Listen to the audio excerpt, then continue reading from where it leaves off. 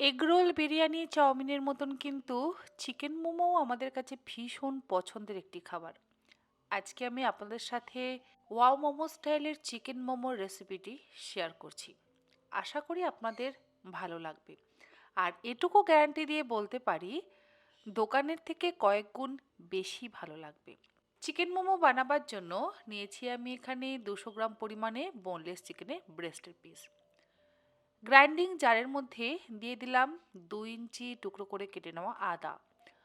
মোমোর যে স্টাফিংটা হবে তাতে কিন্তু আদার পরিমাণটা বেশি ব্যবহার করতে হবে। দিয়ে দিলাম 10টা কাঁচা লঙ্কা। লঙ্কাটা আপনারা নিজেদের স্বাদ অনুসারে ব্যবহার করবেন। একটা বড় সাইজের পেঁয়াজ দিয়ে দিলাম। আর দিলাম 10 কোয়া রসুন। এই সমস্ত কিছু আমি গ্রাইন্ডিং জারের মধ্যে নিয়ে পালস মোডে চপ করে নিয়েছি। একদম মসৃণ করে কিন্তু বাটিনি। মসৃণ করে একেবারে বাটবেন না, যতটা সম্ভব মিহি কুচি করে চেষ্টা করবেন বেটে নেওয়ার। ব্রেস্টের পিসগুলোকেও আমি গ্রাইন্ড করে নিলাম। সেগুলোকে এবারে একটা পাত্রের মধ্যে নিয়ে নিলাম। এরপরে একে একে বাকি উপকরণগুলো এর মধ্যে দিয়ে দেব। এই যেমন দিচ্ছি 1 চা চামচ পরিমাণে গোলমরিচের গুঁড়ো, তার সাথে স্বাদ অনুসারে লবণ। লবণটা আমি দিলাম 1.5 চা চামচ পরিমাণে। তার সাথে দিয়ে দিচ্ছি বেশ কিছুটা পরিমাণে স্প্রিং অনিয়ন। এখন তো বাজারে প্রচুর পরিমাণে স্প্রিং অনিয়ন পাওয়া যাচ্ছে, আর মোটামুটি আমি 2 মুঠো কুচিয়ে নেওয়া স্প্রিং অনিয়ন ব্যবহার করেছি।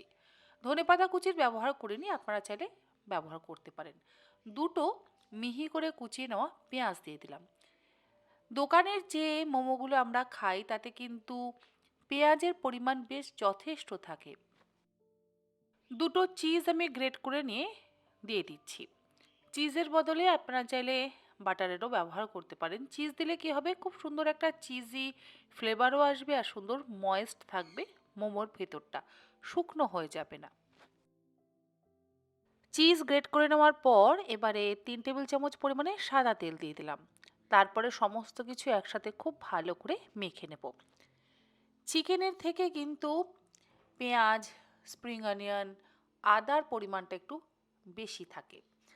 আমি যখন গত বছর দার্জিলিংয়ে বেড়াতে গেছিলাম তখন বাতাসিয়া লুপে গিয়ে জিজ্ঞাসা করেছিলাম যে মোমোর পুরে আদা, রসুন, পেঁয়াজ কতটা পরিমাণে ব্যবহার করা হয়। ওদের থেকেই জেনে এসেছিলাম যে ওরা রসুন তো একেবারেই ব্যবহার করে না, শুধু পেঁয়াজ, আদা আর কাঁচা লঙ্কা দিয়েই কিন্তু মোমোর পুর তৈরি করে। তবে আমি একটু রসুনের ব্যবহার করেছি। আর পুরটা আমাদের তৈরি করে নেওয়া হয়ে যাওয়ার পর এবারে আমি একটা পাত্রের মধ্যে নিয়ে নিচ্ছি 250 গ্রাম পরিমাণে ময়দা। এর মধ্যে দিয়ে দিচ্ছি 1/2 চা চামচ পরিমাণে গোলমরিচের গুঁড়ো, 1/2 চা চামচ পরিমাণে লবণ। আর দার্জিলিং মোমোতে কিন্তু ওয়াও মোমোতে দেখবেন ধনেপাতা কুচি ব্যবহার করে। আমি একদম মিহি করে ধনেপাতা কুচিয়ে নিয়ে সেই ধনেপাতাটা এর মধ্যে দিয়ে দিলাম। আর দিলাম ময়ানের জন্য সাদা তেল, সেটা দিলাম 3 টেবিল চামচ পরিমাণে। এবারে আমি শুকনো ময়দাটা খুব ভালো করে মেখে নিচ্ছি, মানে তেল দিয়ে ময়ান দিয়ে নিচ্ছি।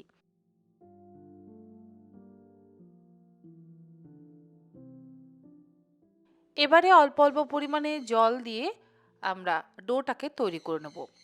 যেরকম লুচি পরোটার জন্য ডো আমরা তৈরি করি সেরকমভাবে কিন্তু ডো তৈরি করতে হবে। খুব বেশি শক্ত ডো আমি তৈরি করি না। আমার মনে হয় বেশি শক্ত ডো যদি তৈরি করা হয় তাহলে আবার মোমোটাও শক্ত হয়ে যায়। তাই নর্মালভাবেই আমি ডোটাকে মেখে নিই।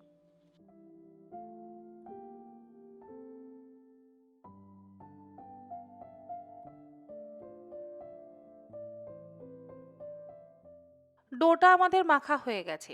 এবারে এর থেকে একদম ছোট ছোট লেচি কেটে নেব। খুব ছোট লেচি কাটতে হবে, কারণ মোমোর যে রুটি বা লুচি যেটাই আপনারা বলেন সেটা কিন্তু যতটা সম্ভব ততটা পাতলা করে বেলতে হবে। পাতলা করে বেললে তবেই সেই মোমো খেতে ভালো লাগবে। যদি এই লেয়ারটা মোটা হয়ে যায় তাহলে খেতে কিন্তু খুব একটা ভালো লাগে না, এটা আমার মতে।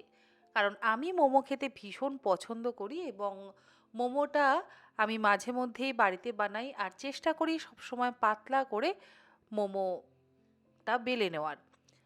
আপনারা কে কেমন খেতে পছন্দ করেন তা আমি জানি না। দেখুন আমি এই রকম পাতলা করে রুটিটা বেলে নিয়েছি। এবারে আমি যে পুরটা ভরবো, ১ চামচ ভরে ভরে কিন্তু পুর দিয়ে দিলাম। আর পুরটা দেওয়ার পর এবারে ডিজাইনটা করে নিচ্ছি। ডিজাইনটা করাটা একটু কঠিন, তবে ২-৪ বার যদি একটু প্র্যাকটিস থাকে তাহলে এই ডিজাইনটা করাটা কোনোই ব্যাপার না। প্রথমে দুটো সাইড একটু একটু করে ফোল্ড করে নিতে হবে, আর মাঝখানটা কিছুটা ফাঁকা রাখতে হবে। আর যেখানটা ফাঁকা রাখা হলো সেখানটা সামনের দিকে আটকে দিয়ে দুটো সাইড একসাথে আটকে নিয়ে তারপরে আবারও সামনের দিকে একটু ফোল্ড করে নিয়ে দুটো সাইড একসাথে আটকে নিয়ে এইভাবে আমাদের মোমোর শেপ তৈরি করে নিতে হবে। দেখুন একদম দোকানের মতন মোমোর শেপ কিন্তু তৈরি হয়ে গেছে। আবারও একটা আমি করে দেখিয়ে দিচ্ছি, দেখুন কেমনভাবে তৈরি করবেন।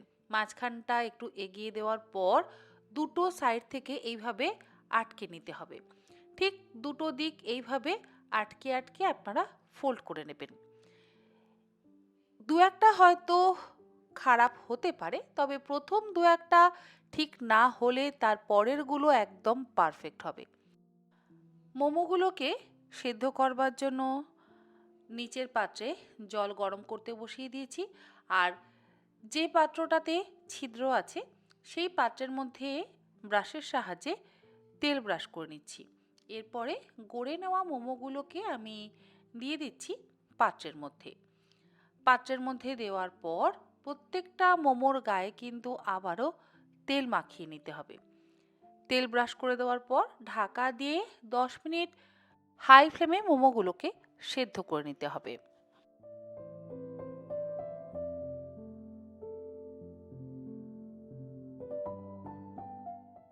১০ মিনিট পর আমি ঢাকাটাকে খুলে নিচ্ছি। আমাদের চিকেন মোমো কিন্তু একদম তৈরি।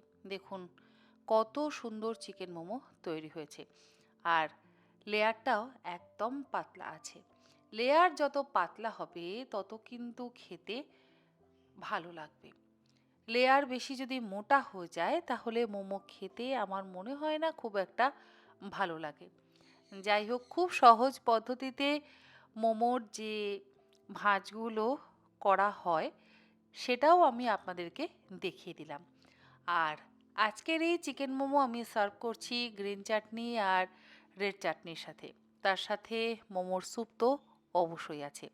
আশা করি রেসিপিটা আপনাদের ভালো লাগলো। ভালো লাগলে আপনারা অবশ্যই এইরকমভাবে বাড়িতে বানিয়ে চিকেন মোমো এই শীতের দিনে এনজয় করুন। রেসিপিটা ভালো লাগলে অবশ্যই আমাকে জানাতে কিন্তু একেবারে ভুলবেন না। আজকের মতন এই পর্যন্ত। এরকম আরও নিত্য নতুন রেসিপি নিয়ে আমি তন্নিশিকা হাজির হয়ে যাব তন্নির পাকশালাতে। আপনারা সকলে ভালো থাকবেন, সুস্থ থাকবেন। ধন্যবাদ।